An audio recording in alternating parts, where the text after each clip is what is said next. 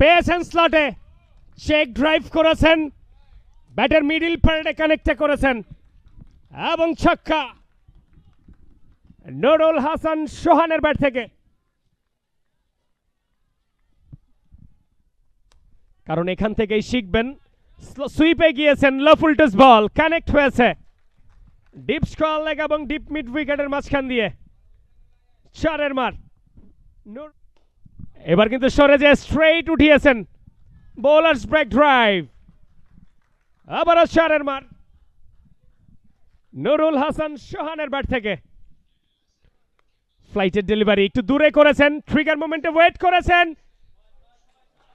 Clear করতে চেয়েছিলেন deep mid wicket, তবে ফিল্ডারের আপিলটা কিন্তু রয়েছে উইকেটের মতোই।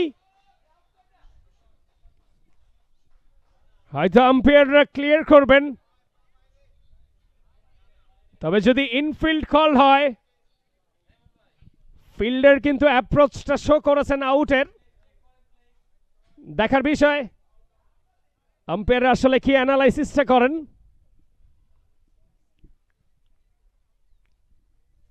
নুরুল হাসান সোহান কথা বলছেন মনিরুজ্জামান টিঙ্কুর সাথে।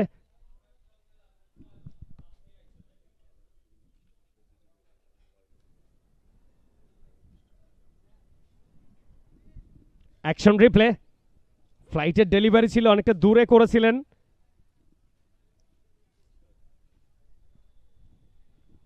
চমৎকার চেষ্টা করেছেন ফিল্ডার এবং ডিসিশন পেন্ডিং।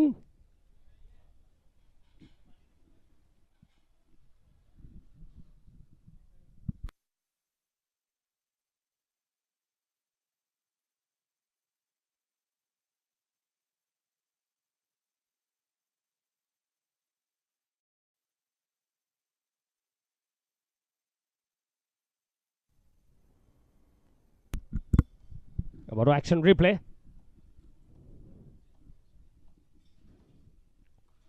বেশ ভালো কভার করেছিলেন, তবে চমৎকার ক্যাচ গ্রিপ করেছিলেন ফিল্ডার। থার্ড আম্পায়ারকে কল করা হয়েছে।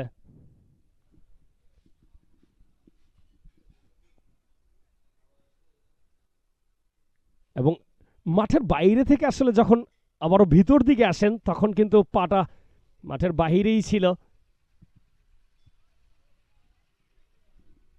দেখার বিষয় আম্পায়াররা আসলে কি ডিসিশনটা নেয়।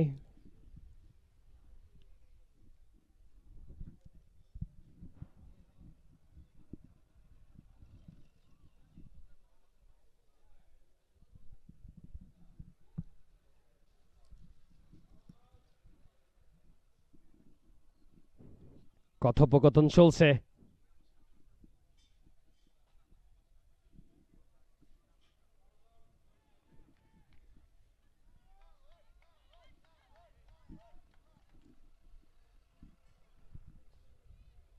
এখন পর্যন্ত ডিসিশন পেন্ডিং এবং বাংলাদেশ ক্রিকেটে প্রায় 2 যুগ যাবৎ কিন্তু স্পন্সর হিসেবে কাজ করে যাচ্ছেন ওয়ালটন স্মার্ট ফ্রিজ এবং বসুন্ধরা সিমেন্ট, এবং সেই সাথে আউটটা কিন্তু ডিক্লেয়ার দিয়েছেন। যেহেতু অনফিল্ড কল্ডের খেলা এবং ফিল্ডার যেহেতু বলেছেন যে ইটস আউট, অনফিল্ড আম্পায়ারদেরকে কিন্তু সেটাই মেনে নিতে হয়েছে এবং আউটটা দিয়েছেন। আবারও দেখতে পাচ্ছি আমরা নুরুল হাসান সোহান কথা বলছিলেন আম্পায়ারের সাথে, যদিও শেষ পর্যন্ত মেনে নিতে হয়েছে এবং সাজঘরে ফেরত আসছেন বসুন্ধরা স্ট্রাইকার্সের দলনায়ক নুরুল হাসান সোহান।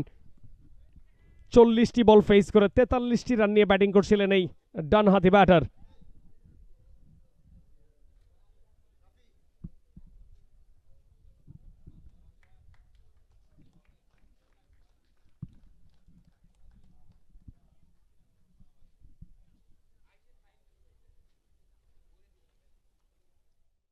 For more updates, subscribe to our YouTube channel and click on the bell icon.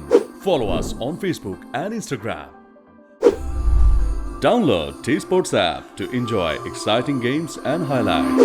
Visit tsports.com.